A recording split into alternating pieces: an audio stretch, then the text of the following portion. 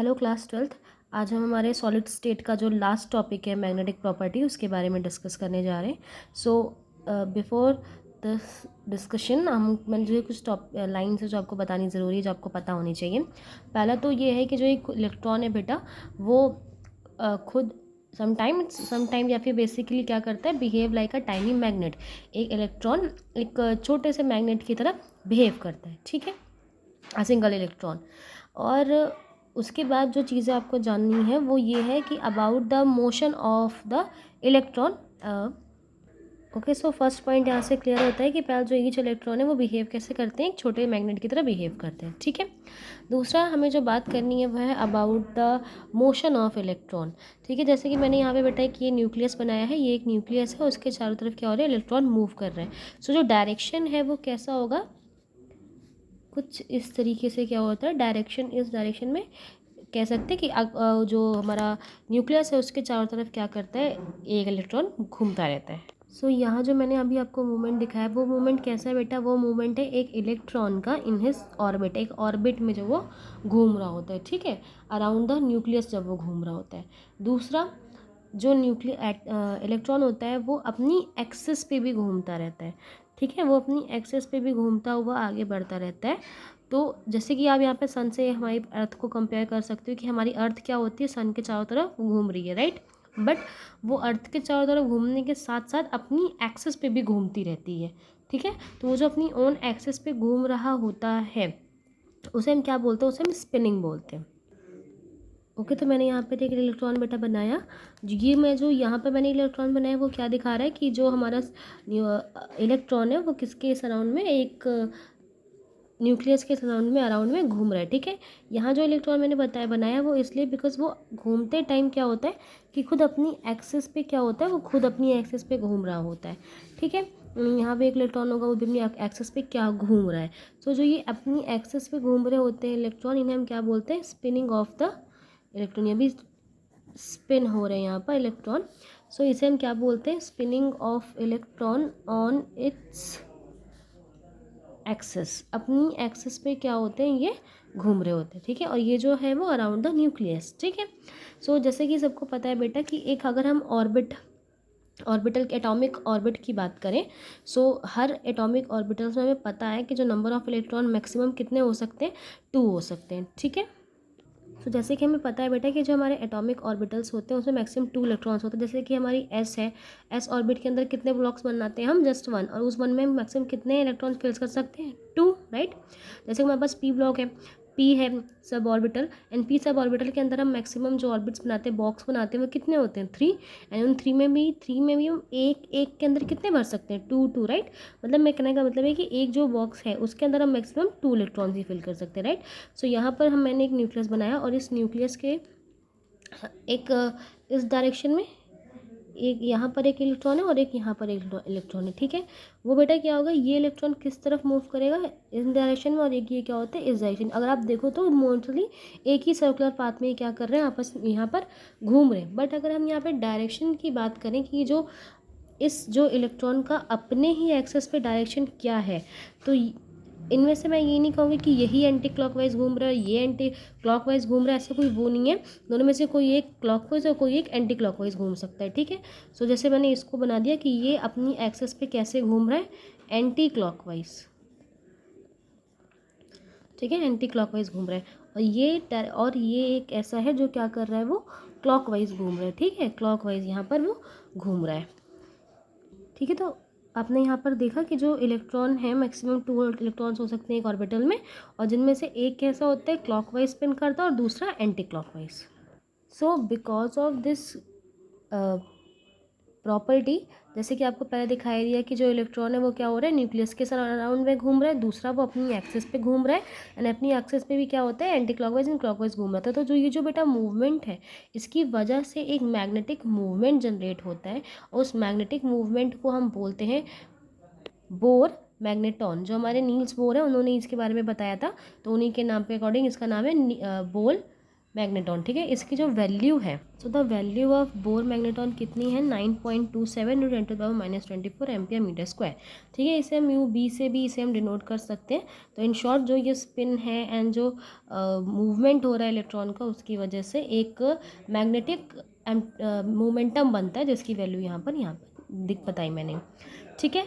One इसी के basis के अकॉर्डिंग जो हमारे इन प्रॉपर्टीज़ के अकॉर्डिंग जो सब्सटेंस है वो उनको क्लासीफाई किया गया इन 5 कैटेगरीज। तो एक एक करके हम उन कैटेगरीज को पढ़ते हैं। ओके, तो पैरामैग्नेटिज्म के बारे में, ये जो कैरेक्टर आपको देखने को मिलता है वो क्यों होता है, due to the presence of one and more unpaired electron, right. अगर किसी सब्सटेंस के पास, किसी एलिमेंट के पास अनपेयर्ड इलेक्ट्रॉन होंगे तो वहाँ जो सब्सटेंस है वो कैसा होगा, एक पैरामैग्नेटिक बिहेवियर को वो शो करेगा। एंड ओके, जो ये कैरेक्टर शो हो रहा है पैरामैग्नेटिज्म का, वो क्यों होता है, बिकॉज ऑफ अनपेयर्ड इलेक्ट्रॉन्स। अगर किसी एलिमेंट के पास होंगे तो उनमें कैरेक्टर शो होगा। वन मोर थिंग, जब भी हम, जैसे मान लो ये एक फील्ड है, ये डायरेक्शन है, जिस डायरेक्शन में क्या हो रही है, मैग्नेटिक एनर्जी फ्लो हो रही है, मैग्नेटिक फील्ड है यहाँ पर, ठीक है। सो जब भी जो इसके इलेक्ट्रॉन होंगे वो भी क्या करेंगे बेटा, इसी डायरेक्शन में मूवमेंट करना स्टार्ट कर देते हैं, ठीक है। एंड दिस डायरेक्शन, जैसे ही आप, जैसे मान लीजिए कि एक मैग्नेटिक फील्ड आ रही है और उसी के बीच में ऐसे अनपेयर्ड इलेक्ट्रॉन वहाँ पे आते हैं, तो जब तक वो मैग्नेटिक फील्ड वहाँ पे है तब तक वो मैग्नेटिक फील्ड की डायरेक्शन में मूवमेंट करते रहते हैं। पर जैसे ही डायरेक्शन जो मूवमेंट हो रहा है यहाँ पर किसका, मैग्नेट का, वो क्या हो जाए, स्टॉप हो जाए, बंद हो जाए, तो ये वापस क्या होते हैं, वापस ये अपनी पोजीशन में आ जाते हैं। मतलब जैसे ही मैग्नेटिक फील्ड ख़त्म, वैसे ही उन पर जो इफ़ेक्ट होता है वो ख़त्म हो जाता है, ठीक है। सिर्फ ये मैग्नेटिक प्रॉपर्टीज तब तक शो करें जब तक उन पे उस मैग्नेटिक फील्ड का इफेक्ट है, और जैसे वो इफेक्ट ख़त्म वैसे ये प्रॉपर्टीज ख़त्म हो जाती है। यहाँ पे कुछ एग्जांपल्स दिए हैं कि, तो यहाँ एग्जांपल है हमारे ऑक्सीजन, कॉपर, आयरन, ये एग्जांपल है हमारे पैरामैग्नेटिज्म के। नेक्स्ट जो हमारा है वो है हमारा डायमैग्नेटिज्म। ओके, तो जो हमारा नेक्स्ट टाइप है वो है हमारा डायमैग्नेटिज्म। डायमैग्नेटिज्म में बेटा क्या होता है कि पेयर्ड इलेक्ट्रॉन होते हैं। अब मैंने जैसे कि पहले की बोला कि क्या होना चाहिए, अनपेयर्ड इलेक्ट्रॉन होना चाहिए। अनपेयर्ड इलेक्ट्रॉन होंगे तब उसमें मूवमेंट स्टार्ट हो सकती है। बट डायमैग्नेटिज्म में केस में क्या होता है कि वहाँ पर पहले से ही पेयर्ड इलेक्ट्रॉन्स मौजूद होते हैं। सो पेयर्ड इलेक्ट्रॉन होने की वजह से, फॉर एन एग्जाम्पल, ये क्या है, एक न्यूक्लियस है बेटा, इसके चारों तरफ दो इलेक्ट्रॉन्स हैं। पेयर की बात कर रहे हैं, मतलब एक बॉक्स में 2 इलेक्ट्रॉन मौजूद होंगे। सो जो इसकी जो वैल्यू निकल कर आएगी, जैसे मैंने पहले आपको बताई, जो बोर्स वैल्यू है वो कितनी है, सो एक की वैल्यू क्या होगी बेटा, +9.27 × 10⁻⁻24, ठीक है। ऐसा डिसाइडेड नहीं है कि इन्हीं की प्लस वैल्यू होगी, इन्हीं के माइनस वैल्यू होगी, ऐसा कुछ नहीं। बट हाँ, किसी एक की प्लस है और दूसरे में माइनस, और यहाँ इसकी वैल्यू होगी -9.27 × 10⁻⁻24। अब आप देख रहे हैं कि 2 इलेक्ट्रॉन मौजूद है एंड दोनों की वैल्यू क्या है, प्लस एंड माइनस में, जिस वजह से क्या होती है बेटा, ये वैल्यू आपस में नलीफाई हो जाती है। एंड इन शॉर्ट जो ओवरऑल वोर्स मैग्नेटॉन की वैल्यू निकल कर आती है वो कितनी हो जाती है, 0। तो बिकॉज ऑफ दिस क्वालिटी, अगर पेयर्ड इलेक्ट्रॉन होंगे कहीं पर भी तो वहाँ पर उस फील्ड पर, उस एटम पर जो मैग्नेट का कोई भी इफेक्ट नहीं पड़ता है।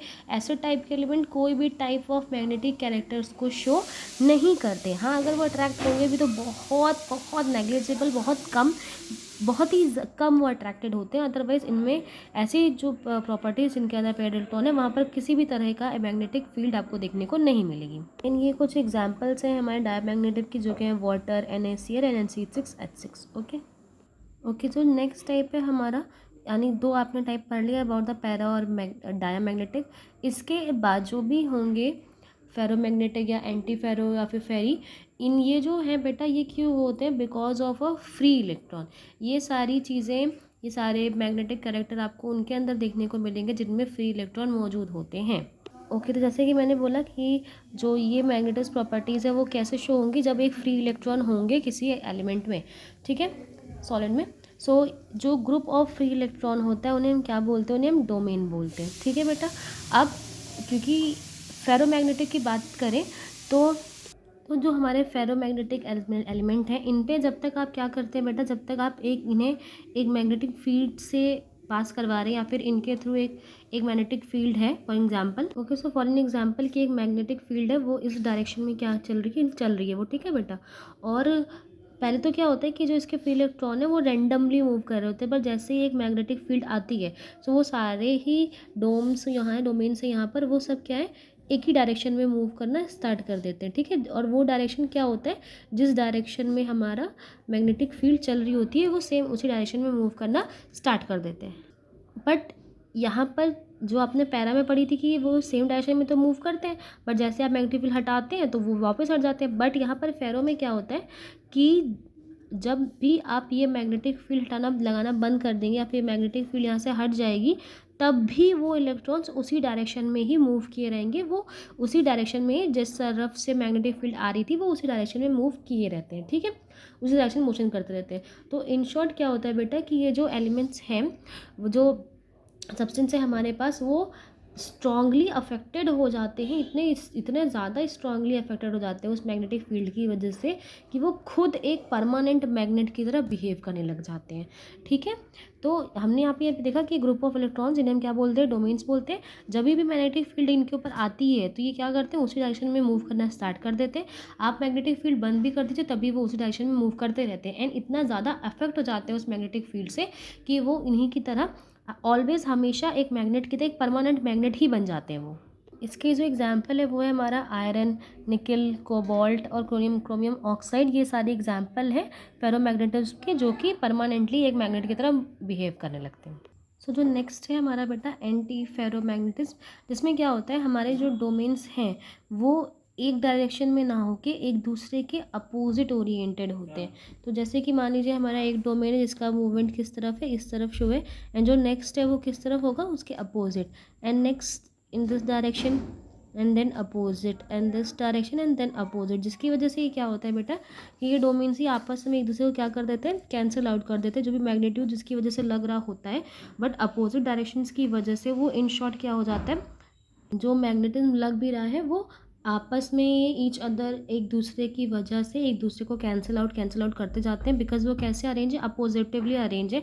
अगर जैसे कि प्रीवियस था कि वन डायरेक्शन में सारे होते तो कोई प्रॉपर्टी शो होती बस वो एक, बट वो यहाँ पर एक दूसरे के अपोजिट डायरेक्शन में लगे हुए होते, अरेंज होते, जिसकी वजह से ओवरऑल जो भी यहाँ पर मैग्नेटिक सब्सटेंस या मैग्नेटिक फील्ड लग रही होती है वो टोटली ज़ीरो हो जाती है और इस पर कोई भी मैग्नेटिक इफेक्ट हमें देखने को नहीं मिलता।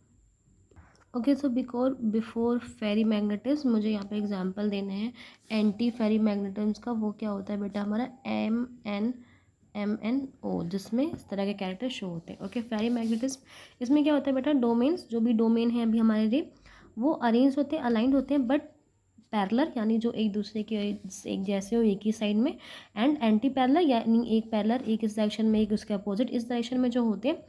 फेरी मैग्नेटिक में क्या होता है बेटा, होते तो हैं कुछ पैरेलल्स होते हैं, कुछ एंटी पैरेलल्स पे होते हैं, बट अगेन इन सॉरी मैंने यहाँ इक्वल लिखा है, दैट इज़ अनइक्वल नंबर, मतलब उनका कोई प्रॉपर इक्वल नहीं नंबर नहीं होता, कोई प्रॉपर अरेंजमेंट नहीं होता कि कौन सा एंटी पैरेलल होगा कौन सा पैरेलल होगा, कुछ रैंडम से अरेंज होते हैं।